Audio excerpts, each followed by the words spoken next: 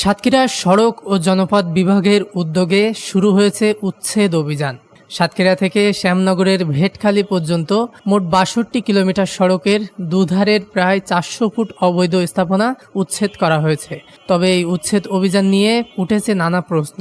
সহজের জায়গায় রাস্তার ধারে ছোট ছোট ঘরবাড়ি তৈরি করে বসবাস করত ছিন্নমূল মানুষেরা। তাদের থাকার জায়গা না দিয়েই কেন এই অভিযান চালানো হচ্ছে, এমন অভিযোগ তুলছে সাধারণ মানুষেরা। সাতক্ষীরা কালীগঞ্জ সড়কের ইটাগাছা এলাকায় রাস্তার ধারে বসবাস করতেন প্রতিবন্ধী বৃদ্ধা ফাতেমা বেগম। চলতে ফিরতে পারেন না, এমনকি খাবারও খাইয়ে দিতে হয় তাকে। নিজের স্বজন বলতে তার মা জাবেদা খাতুন ছাড়া আর কেউ নেই। প্রথম দিনে উচ্ছেদ অভিযানের পর বসত ভিটা হারিয়েছেন তিনি ও তার পরিবার। এখন আশ্রয় নিয়েছেন পাশের খোলা মাঠের নিচে। শুধু ফাতেমা বেগম নয়, তার মতন শত শত ভূমিহীন পরিবারের বাসস্থান এখন খোলা আকাশের নিচে। কোনো থাকার জায়গা না থাকায় বৃষ্টিতে ভিজে মানবেতর জীবনযাপন করছে পরিবারগুলো।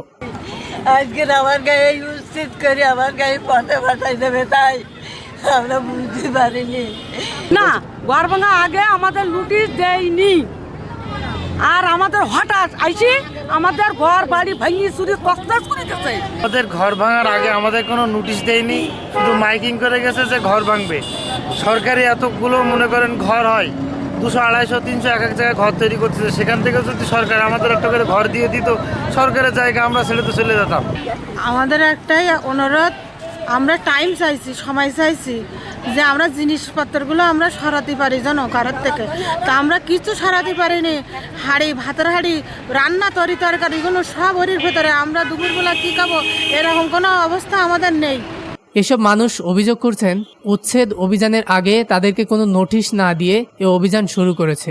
শুধু বাড়িঘরে লাল রঙের চিহ্ন দিয়ে রাখা হয়েছে। এমনকি কবে উচ্ছেদ করা হবে তা না জানিয়ে কিছুদিন আগে শুধু মাইকিং করে ক্ষান্ত হয়েছে প্রশাসন। অভিযানের সময় ঘরের সকল জিনিসপত্র বুলডোজার দিয়ে গুঁড়িয়ে দেওয়া হয়েছে। অভিযানটি শহরের নিউ মার্কেট মোড় থেকে শুরু হওয়ার কথা থাকলেও তা ইটাগাছা এলাকা থেকে করা হয়েছে। এছাড়া প্রভাবশালীদের কিছু কিছু স্থাপনা বাদ দিয়ে অন্যগুলো আগে ভাঙা হয়েছে বলে অভিযোগ তুলেছে পরিবারগুলো। আমাদের দাবি হচ্ছে সরকার প্রধান পর্যন্ত এই জিনিসটা পৌঁছায় যাক, তদারকি হোক যে আসলে আমাদের কিছু আছে কিনা, আমরা বাস্তহারা। সরকার ও স্থানীয় জনপ্রতিনিধিদের কাছে ভূমিহীন এসব পরিবারের এখন একটাই দাবি, তাদেরকে পুনর্বাসনের ব্যবস্থা করা হোক। যে সরকারি জায়গা ছিল, রাস্তার জায়গা ছিল, সে জায়গা হঠাৎ করে আগে আপনার সময় দিছিল, আজকে লাস্ট ডেট ছিল, আপনার হঠাৎ করে ভেঙে দেওয়ার কারণে তারা এখন রাস্তায় বসে পড়ছে। রাস্তায় যাওয়ার কোনো জায়গা নাই। এই যে বৃষ্টি হচ্ছে, বৃষ্টির ভেতরে তারা বসে আছে। এখন দরকার হলো তাদের ইমার্জেন্সি যে কোনো এক জায়গায় থাকার জায়গা দেওয়া এবং তাদের খাদ্যের ব্যবস্থা করা। সাতক্ষীরা সড়ক ও জনপথ বিভাগের নির্বাহী প্রকৌশলী মোহাম্মদ আনোয়ার পারভেজ জানিয়েছেন, তাদেরকে হাতে হাতে নোটিশ দেওয়া হয়নি, তবে কিছুদিন আগে মাইকিং করা হয়েছে। যেসব স্থাপনা ভাঙা হবে সেখানে লাল রঙের চিহ্ন দেওয়া হয়েছে। এছাড়া বাস্তুহারাদের পুনর্বাসনের ব্যাপারে তিনি কিছুই জানেন না বলে জানান। ভাই, নোটিশ তো আমরা হাতে হাতে দিইনি এটা কাউকে। এটা মাইকিং হয়েছে 1 মাস ধরে, এবং ওখানে ওদের ঘরের মধ্যে ড্রেড মার্কিং দিয়ে আসা হয়েছে যে তোমাদের এখান থেকে পর্যন্ত ভাঙা হবে। এমনকি ওই যে আপনার যে কলেজের, ওদেরও তো মার্কিং দেওয়া ছিল, তারাও চেষ্টা করছে না ভাঙানোর জন্য। ডিসি সাহেব, প্রমুখ সাহেব তাকে বিভিন্ন জায়গায় ফোন দেয়।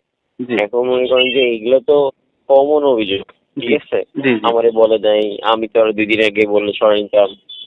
ওরা তো যখন আমরা ভাঙচুর শুরু করছিলাম তারও এবং প্রায় 1-1.5 ঘন্টা সময় পাইছে, তখনও তারা সরায়নি। যখন আমরা ভাঙতে গেলাম বলে যে 10 মিনিট সময় দেন, সরাই। এগুলো হচ্ছে মানে মানুষের বাঙালিদের স্বভাবকে।